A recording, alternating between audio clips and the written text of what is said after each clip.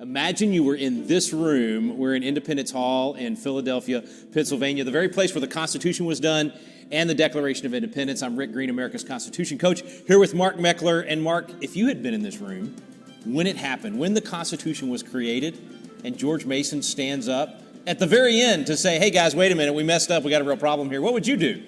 I'd have probably been irritated. Sit down. You can hear the George, grumbling, right? Yeah, They're like, let's go home. Man, it's 2 days. September 15th, 1787, 2 days before the end of convention. You guys have heard the story. It's hot in here. Yeah. Like, they didn't have HVAC back then, so it's hot. The windows are boarded up. They're all irritated by now. They want to go home. Mason stands to address the men, and he says, we have a terrible problem with the document we've drafted. I can hear the groans now. Yeah, everybody's like, oh, Here George again, right? Yeah. And he says, we've given the power to the federal government to propose amendments should they deem them necessary, but we've not given the same power to the people acting through the states. Now, I got to stop you there. Back up. They've been here for all those weeks to create a federal government. They've redesigned the whole thing. The Constitution is designed. Here's our three branches of government. Here's what states can do. Here's what federal government can do. They've created all of that. And he's saying, wait a minute, we have a problem. Yeah, and there's a little bit of lost history in there. Actually, the very first draft that went out to the working committees contained this power. The states had the power. I didn't know that. The federal government didn't, actually. And when it came back, somehow it had been reversed. And so he notices this at the last minute, literally brings this problem up. Everybody groans. We think we don't have the videotape, right? Yeah. But then he asks a question that I think is the real question, and this question resonates across the ages. He says, are we so naive that we believe that a federal government that becomes a tyranny will ever propose amendments to restrain its own tyranny? Now, wait, let me put that in country boy language. I'm a country boy. That means if the federal government ever gets out of control, do we really think the very people that stole power, that took it without permission, will just give it back? We'll just hand it off to us? You know, whenever I tell this story in a hall or in a meeting somewhere, people laugh. Yeah. And I think that's probably what they did. You know, we don't have a recording. We can kind of tell. Madison's notes, in that point, they say nin com. It's Latin for no comment, essentially. That's an abbreviation. No debate. These guys debated everything. That's the 1787 version of mic drop. Exactly. Right? Like, I call it the forehead slap. Like, everybody just went, oh, my gosh. How did we miss that? I can't believe we missed that. Yeah. And so Eldridge Gary proposes the second part of Article 5, gives the states, 2/3 of them, power to call and convene a convention of states for proposing amendments. Then the vote's taken. I think this part's incredible. Imagine them in this room, right? Ready to go home. It's unanimous. Unanimous. Absolutely. So it was so obvious to them that we had to give this power to the people acting through the states, that there's no debate, and it's unanimously adopted. Now, let's just summarize that real quick. So they created the Constitution. They created the three branches of government. They created all these different levels of accountability. And they said, we didn't solve everything. In the future, there will be issues. This will need to be amended. Congress can propose amendments and send it back to the states, and they ratify it. And what George Mason changed, what they actually put in there at the end is the states can propose amendments. The states come together and propose amendments, and then it goes back to all the states to be ratified. And unanimously, they said, that's a good idea. We need that second mechanism. Yeah, and important to remember what that means is they gave the ultimate power not to the federal government, not to Washington, D.C., but to the people in the states. Thank you, George Mason.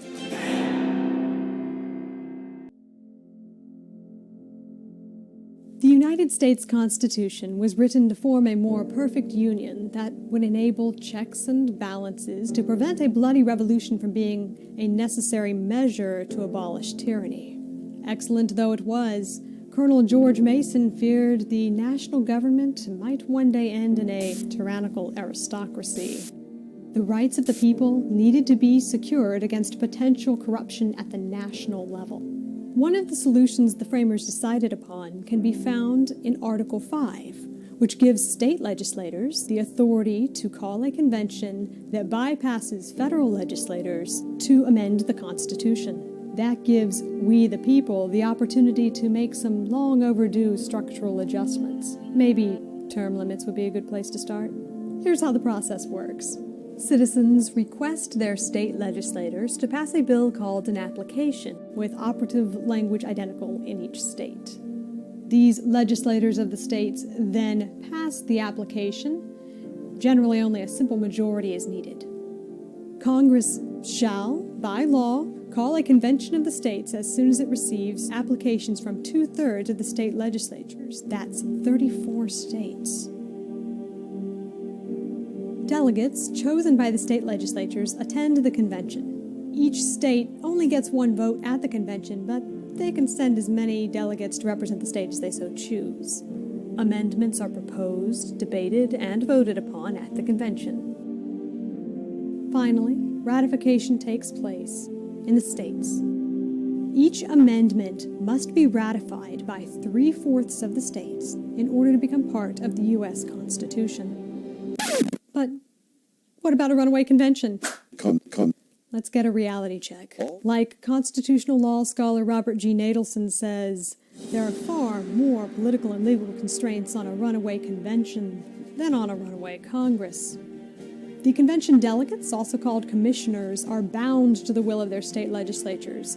If they don't vote as their states demand, they get recalled.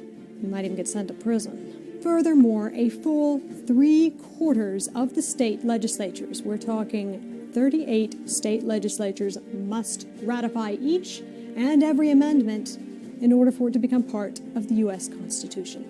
Even Alexander Hamilton and Abraham Lincoln, who favored national government, emphasized that Article 5 gives states authority over the national government. Hamilton writes that national rulers have no option upon the subject.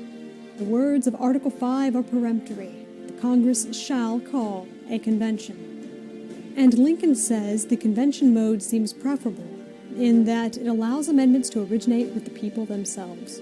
Article 5 Convention of the States is a safe route to stopping federal overreach. Civilizations rise and fall. Let's be a civilization that saw the cycle of collapse coming and broke it. We are under attack.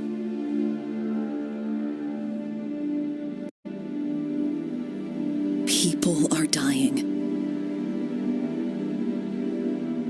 In January alone, more than 320 million lethal doses of fentanyl were seized at the southern border.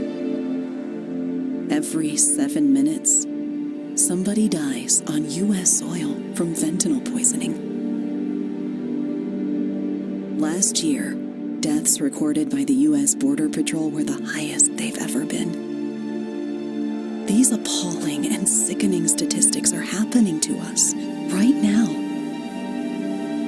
How many more must be raped, drowned, and murdered? How many more Americans must die from fentanyl poisoning? How many more children must be sold into slavery? But with your help, this can be fixed. It's time to take action. Join us on April 29th in Austin, Texas, for the How Many More rally.